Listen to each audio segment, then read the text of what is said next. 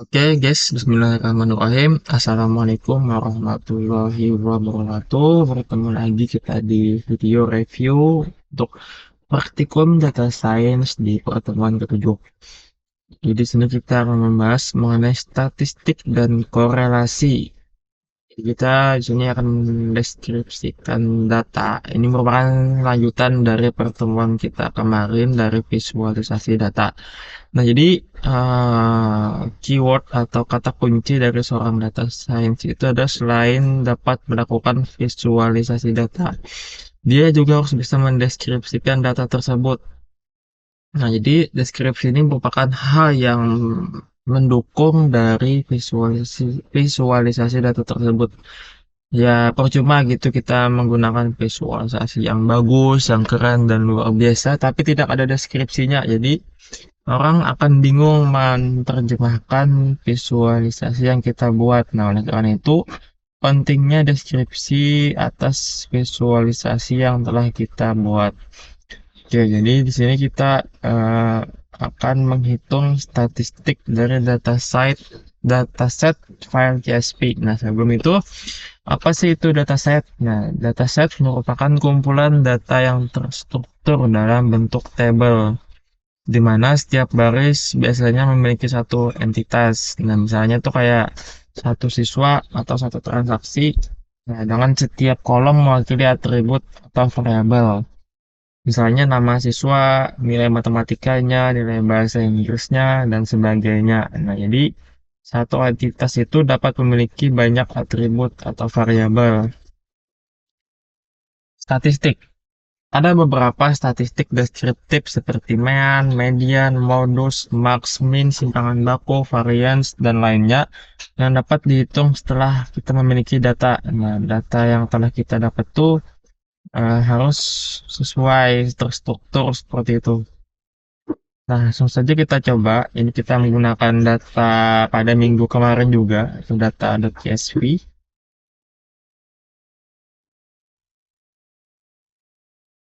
Dan kan di repeater lab, shift enter, kita baca dulu. Nah, ini sudah terbaca datanya. CSV. Lanjut, kita coba untuk menghitung mean atau rata-rata dari kumpulan data yang diberikan. Nah, jadi kita copy, kita paste, shift enter. Nah, sudah dapat. Kita coba print meannya.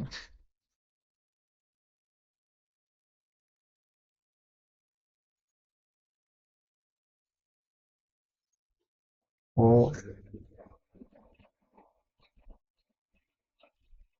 nah, jadi rata-rata dari tinggi badan itu ada 164 keseluruhannya. Nah, coba lagi untuk menghitung median. Jadi kita jelaskan dulu, median ini merupakan nilai tengah dari kumpulan data ketika disusun dalam urutan terendah hingga terbesar. Di Karena dalam kumpulan data yang lebih besar, sulit untuk menghitung mediannya sendiri. Oleh karena itu, kita dapat menghitung median menggunakan kode Python. Dalam artian misalnya data sudah ratusan ribu atau bahkan jutaan, itu kan kita tidak bisa secara manual menghitungnya. Nah, oleh karena itu kita menggunakan kode pada Python. Pasti, tapi kita langsung kita print median TB. Langsung median tinggi badannya. Nah, mediannya 163. Lanjut untuk menghitung modus nomor 3 ya ini. Modus nomor 3. Nah, modus itu nilai yang paling sering muncul dalam kumpulan data yang dikenal sebagai modus. Nah, nilai ini paling baik digunakan untuk memeriksa kategori data. Kita coba jerentang.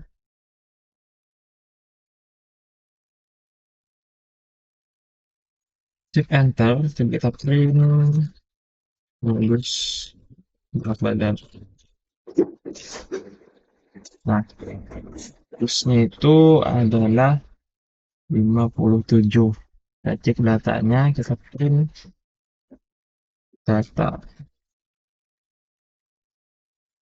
Apakah benar 57? Ya, benar karena 57 itu ada dua di sini. Jadi dianggapnya itu adalah data yang termasuk muncul di 57. Oke, kita lanjut lagi. Setelah modus ada max, yaitu terbalik ya ini ya. Marketingnya terbalik. Kalau kita coba satu akan dulu. X.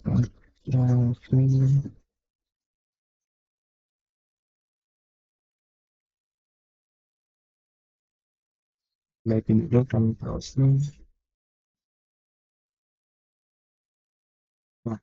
Max, nilai maksimum, nilai terbesar dalam kumpulan data dikenal sebagai nilai maksimum. Nilai maksimum digunakan untuk berbagai keperluan.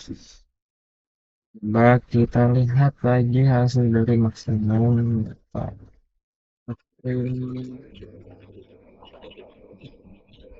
Max-nya maksimal tinggi badan.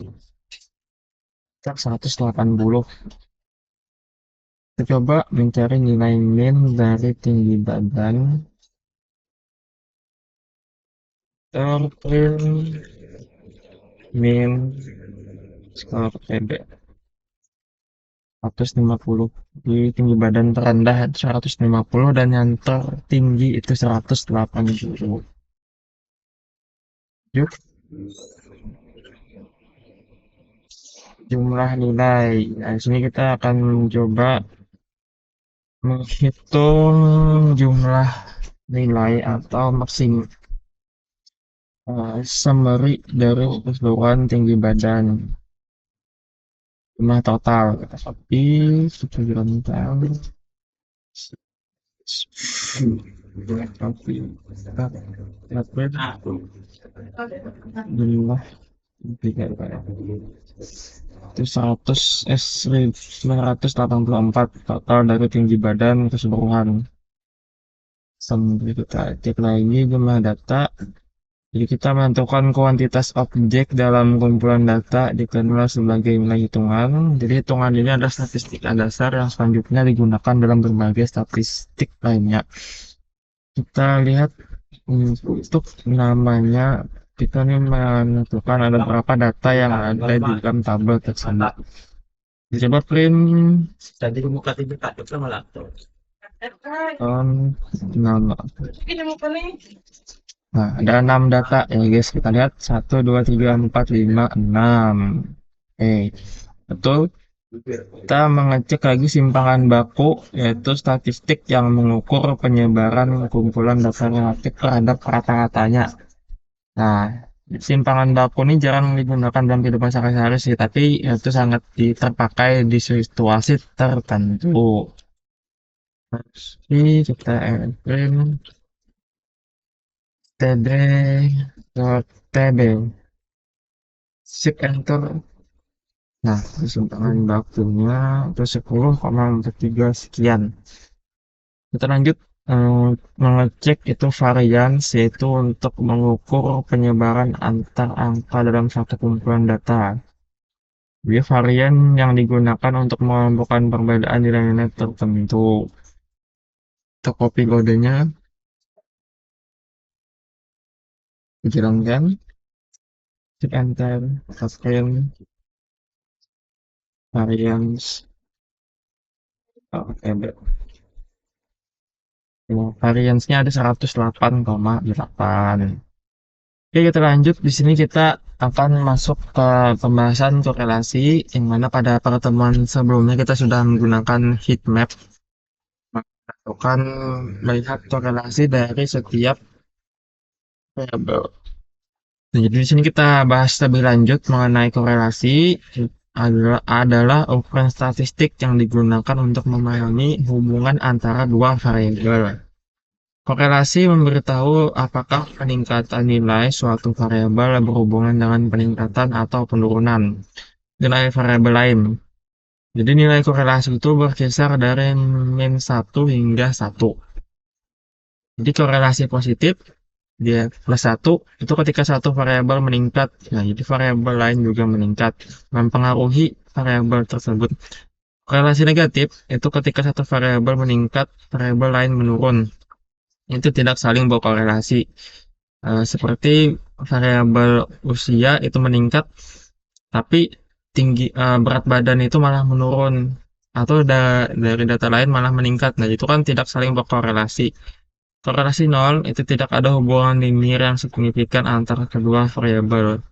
Dalam artian data itu saat meningkat itu tidak terjadi apa-apa seperti itu.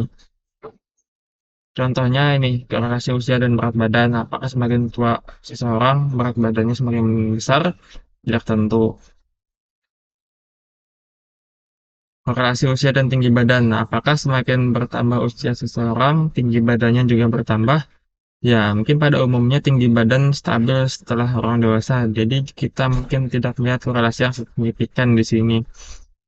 Anggapannya kalau dari kita bayi sampai dengan remaja itu terlihatlah peningkatannya. Tapi saat kita sudah dewasa atau beranjak tua, itu tinggi badan relatif stabil seperti itu. Yang ketiga, korelasi berat badan dan tinggi badan. Jadi apakah orang yang lebih tinggi cenderung memiliki berat badan yang lebih besar? Ya mungkin tidak tentu ya. Nah, orang yang badannya tinggi mungkin bisa memiliki struktur tubuh yang kecil, dalam artian itu tidak terlihat berat badan. Nah, jadi di sini kita coba implementasi menggunakan library Pandas. Kita ketik tes. Nah, kita jelaskan dulu sedikit. Di sini ada data frame yang menunjukkan nama, usia, berat badan, dan tinggi badan. Itu ada 1, 2, 3, 4, 5 data. Nah, jadi kita coba menghitung korelasi antara variabel numeriknya, yaitu ada usia, berat badan, dan tinggi badan. Kita menggunakan fungsi call. Coba enter. Nah, ini terlihat untuk usia dan usia itu 111 karena itu tidak berubah. Kita lihat berat badan berkorelasi dengan usia 0,5, sama-sama 0,5. Berat badan dan tinggi badan itu sama, berkorelasi. Lihat yang di atas 0 ini berarti korelasinya itu ada, tapi tidak terlalu besar. 0,5 ini korelasinya itu menampilkan kata-kata lah dari hubungan antara variabel tersebut. Nah, sini seperti kemarin juga kita menggunakan heat map untuk menampilkan visualisasinya yaitu menggunakan seaborn. Kita copy dulu, kita baca penjelasannya. SNS.heatmap dalam kurung membuat heatmap yang menunjukkan kekuatan korelasi dengan warna. Warna biru menunjukkan korelasi negatif, sementara warna merah menunjukkan korelasi positif. Semakin terang warnanya, semakin kuat korelasi antara dua variabel. Coba gunakan shift enter. Nah, seperti ini. Jadi usia dengan usia itu sama nilainya. Berat badan dan usia itu relatif rata-rata lah. Antara 0 sampai 0,5 saling berkorelasi. Lalu berat badan dan tinggi badan itu sangat terpengaruh seperti itu. Jadi tinggi badan sangat mempengaruhi berat badan. Nah, ini ada praktikumnya. Mungkin bisa dikerjakan karena ini juga sebagai tugas praktikum yang akan dikumpulkan nantinya. Oke, mungkin itu dulu untuk praktikum review dari data science di pertemuan ke-7. Semoga bisa dapat dipahami. Akhir kata, mohon maaf tidak ada salah ataupun kehilapan. Kata tutup. Wassalamualaikum warahmatullahi wabarakatuh.